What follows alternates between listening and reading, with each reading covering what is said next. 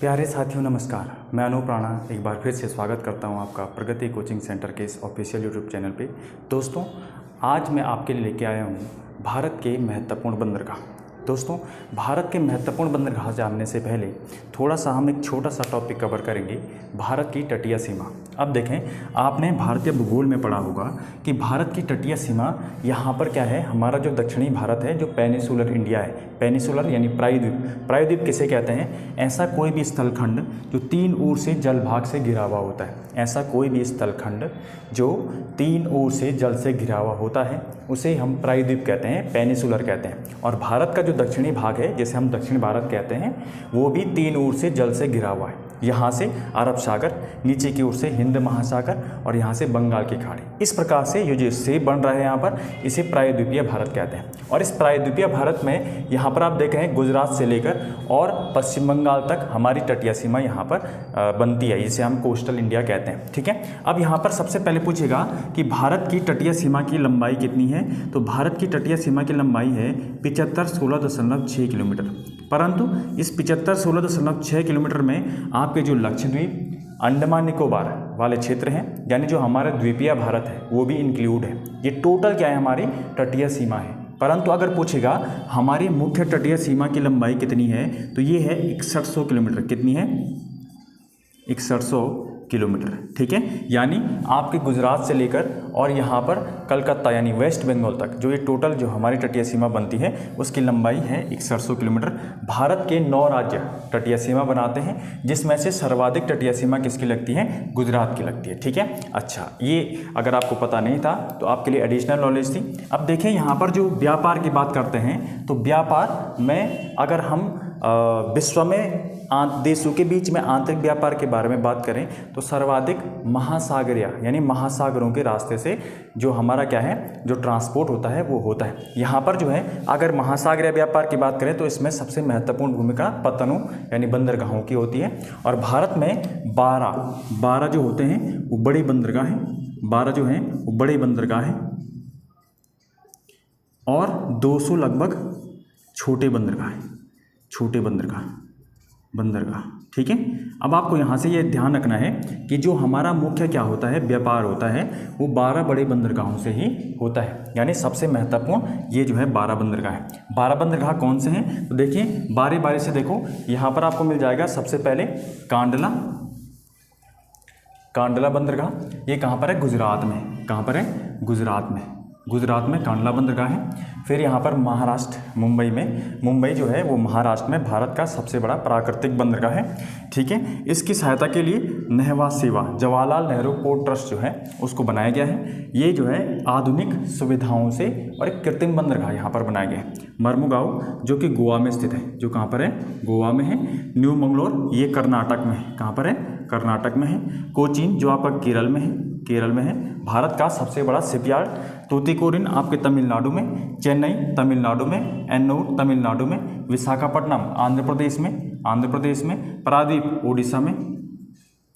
पारादीप कहाँ पर है? उड़ीसा में। और जो कलकत्ता और हल्दिया पश्चिम बंगाल में। तो इस प्रकार से भारत के बड़े जो बंदरगाह हैं, ये आपको याद रखने हैं। कौन कौन से? कांडला, मुंबई, नहवा सेवा, मर्मुगांव, न्यू मंगलोर, कोचीन, तूतीकोरिन, चेन्नई, एन्नौर, विशाखापट्टनम, पारादीप और हल्दिया। ठीक है, अब जानते हैं दोस्तों इनके बारे में जो महत्वपूर्ण जानकारी है कि कौन कौन से महत्वपूर्ण बिंदु इनके बारे में पूछे जाते हैं। ठीक है, सबसे पहले बात करते हैं दोस्तों मुंबई के बारे में। तो जो मुंबई है ये महाराष्ट्र में है। पहली बात तो आपको बता दूं, ये महाराष्ट्र में है। और मुंबई हमारे देश का सबसे बड़ा क्या है? सबसे बड़ा प्राकृतिक बंदरगाह है। अगर भारत का पूछे सबसे बड़ा प्राकृतिक बंदरगाह कौन सा है, तो वो कौन सा है? बंदरगाह कौन सा है? मुंबई है। ठीक है, इसके बाद जो है, जो मुंबई बंदरगाह है, इसकी सहायता करने के लिए एक पोर्ट यहाँ पर बनाया गया है, नहवा सेवा, जिसे जवाहरलाल नेहरू पोर्ट भी कहते हैं। याद रखना, ये भारत का सबसे, क्या बोला मैंने? नहवा सेवा को क्या बोलते हैं? जवाहरलाल नेहरू पोर्ट भी कहते हैं। और ये भारत का क्या है? सबसे आधुनिक सुविधाओं से सुविधाओं से सुसज्जित बंदरगाह है। ठीक है, आधुनिक सुविधाओं से सुसज्जित बंदरगाह है। तो 2 बंदरगाह आपके महाराष्ट्र में हो गए, मुंबई और नेहवा सेवा। ठीक है, उसके बाद आता है मर्मुगांव, गोवा में है। ये जो गोवा में मर्मुगांव है, इसके बारे में ध्यान रखें, ये जुआरी नदी, ये क्वेश्चन पूछा गया है कि जुआरी क्या है। जुआरी एक नदी है, और ये जुआरी नदी कहाँ पर बहती है, गोवा में। गोवा की सबसे महत्वपूर्ण नदी कौन सी है, मांडवी, लेकिन जिसे मांडवी को गोवा की जीवन रेखा कहते हैं। और जो है जो जुआरी है, जुआरी नदी के मुहाने पर क्या है, मर्मुगांव बंदरगाह है। इसमें एक और चीज़ मैं आपको बता दूं कि जो मर्मुगांव है वो क्या है, एक ज्वार नदमुख पर है। अब यहाँ पर आपको पता होना चाहिए कि ज्वार नदमुख किसे कहते हैं। ज्वार नदमुख का मतलब होता है कि जो नदी डेल्टा नहीं बनाती, डेल्टा का मतलब क्या होता है, नदी जो है समुद्र में गिरने से पहले मैदानी क्षेत्रों में ऐसे अनेक भागों में डिवाइड हो जाती है, और इस प्रकार से एक डेल्टा का निर्माण होता है। ठीक है, जबकि अगर जो नदी पहाड़ी क्षेत्रों से जा रही है या फिर जो नदी डेल्टा नहीं बनाती है, वो किसका निर्माण करती है, ये ज्वार नदमुख का निर्माण करती है। एस्चुरी, भारत की सबसे बड़ी एस्चुरी बनाने वाली नदी कौन सी हो जाएगी, नर्मदा। कौन सी हो जाएगी दोस्तों, नर्मदा। ठीक है, तो यहाँ पर ध्यान रखना आपने, ये जो है जुआरी नदी के ज्वार नदमुख पर है। न्यू मंगलोर कहाँ पर है, तो न्यू मंगलोर जो है ये कर्नाटका में है। यहाँ पर जो कर्नाटक से जितने भी खनिज हमें प्राप्त होते हैं वो यहाँ से एक्सपोर्ट किए जाते हैं। ठीक है, कोचीन, ये कोचीन जो है इसे बोलते हैं अरब सागर की रानी, और भारत का क्या है, ये सबसे बड़ा शिपयार्ड, भारत का सबसे बड़ा शिपयार्ड। याद रखना, कोचीन शिपयार्ड जो है भारत का सबसे बड़ा शिपयार्ड।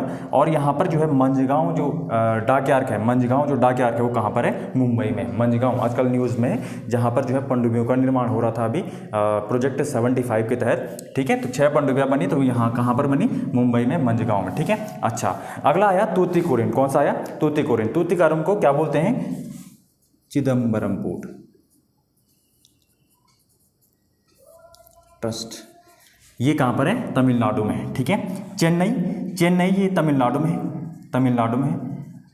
है। याद रखना, ये कृत्रिम बंदरगाह है, कहीं किताबों में से प्राकृतिक लिखा रहता है, लेकिन ये कृत्रिम बंदरगाह है। चेन्नई के बारे में एक और फैक्ट बताता हूँ। चेन्नई जो बंदरगाह है वो क्या है, वो भारत का यहाँ से यानी चेन्नई से ही भारत का जो एवरेज सी लेवल होता है, औसत समुद्री तल होता है, उसे मापा जाता है। ठीक है, उसके बाद आता है एन्नोर आपके जो है, जो आपका चेन्नई है उसके जस्ट कुछ ही ऊपर मिल जाएगा आपको, कौन सा, एन्नोर। तो एन्नोर जो है, इसके बारे में मैं आपको बता दूं, एन्नोर को कामराज पोर्ट कहते हैं। क्या कहते हैं, कामराज पोर्ट कहते हैं। ठीक है, एन्नोर याद रखना, चेन्नई के ऊपर में। ठीक है, विशाखापट्टनम, ये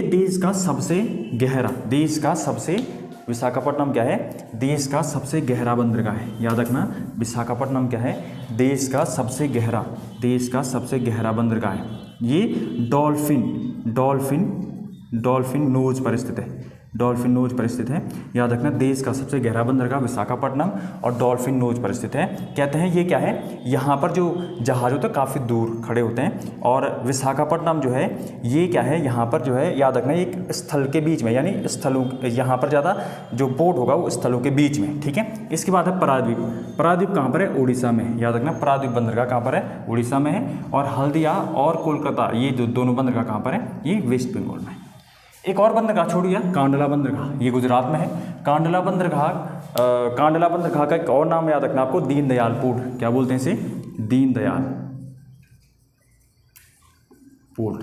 और ये भारत का एक जो है जैसे मैंने आपको बताया था कि ज्वार नदमुख पर कौन सा है, ये जुआरी नदी के मुख पर ज्वार नदमुख पर कौन सा है, यहाँ पर मर्मुगांव है। वैसे ही जो कांडला पोर्ट है वो एक ज्वारीय बंदरगाह है। क्या है, ज्वारीय बंदरगाह। ये पूछा जाता है कि भारत का ज्वारीय बंदरगाह का एक उदाहरण बताएं, तो कांडला बंदरगाह। ठीक है, इस प्रकार से हमने 12 महत्वपूर्ण बंदरगाहों के बारे में जाना। अगर आपको ये वीडियो पसंद आई तो लाइक, शेयर और सब्सक्राइब जरूर कीजिएगा। धन्यवाद।